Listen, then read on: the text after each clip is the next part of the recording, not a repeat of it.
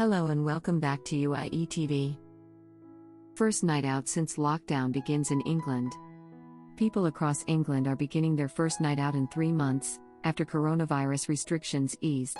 Hospitality venues such as pubs and restaurants as well as hairdressers, cinemas and theme parks have reopened with strict social distancing rules. But ministers have urged caution, and England's chief medical officer said the latest step was not risk-free. It comes as buildings and landmarks across the country get set to light up to celebrate the NHS. People are also being encouraged to place lights in their window at 2100 hours BST to remember those who have died from the virus. Downing Street has been lit up blue, while other public buildings including Royal Albert Hall, Blackpool Tower, the Shard and the Wembley Arch will also be illuminated. Restrictions on the hospitality sector remain in place in Scotland and Wales, while pubs have been able to open in Northern Ireland since Friday. In England, people are being allowed to stay the night away from home for the first time since lockdown started, with campsites and holiday accommodation also reopening. Police in Dorset, Devon and Cornwall reported gridlock on the roads earlier, including a high volume of caravan owners heading to the coast. Despite the relaxation of restrictions,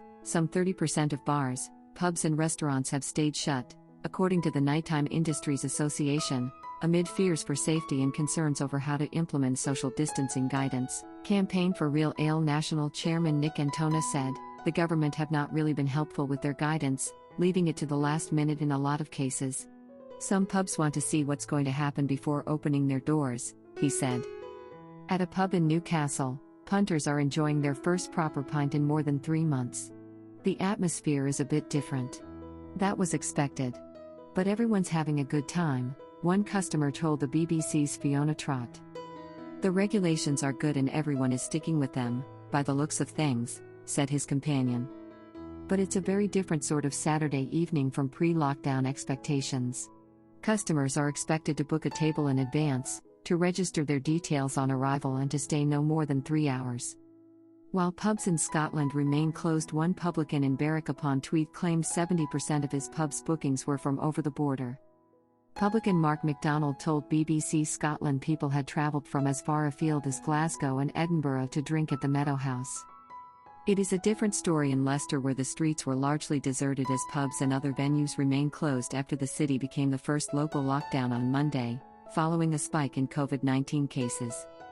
Other rule changes that came into effect on Saturday include allowing 2 households to meet indoors or outside, including for overnight stays, although they have to maintain social distancing.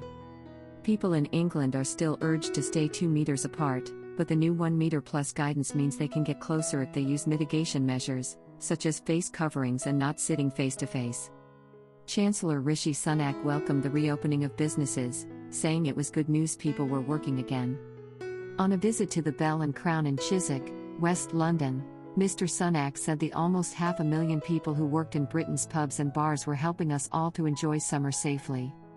But Labour leader Sir Keir Starmer criticised the government's messaging as all over the place, telling Times Radio, "You have had some government messaging saying go out and have a drink, other messaging saying be responsible, be cautious.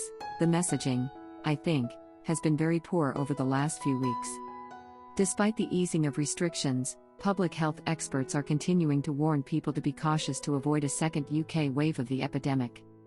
Professor Robert West, an epidemiologist from University College London, told the BBC, "We are looking at around 20,000 new infections a week and around 1,000 deaths a week, and the rates aren't coming down very fast." The latest figures, released on Saturday, showed a further 67 people had died in the UK after testing positive for coronavirus, bringing the death toll to 44,198. Thanks for watching UIE TV. Please like and subscribe our channel. Goodbye.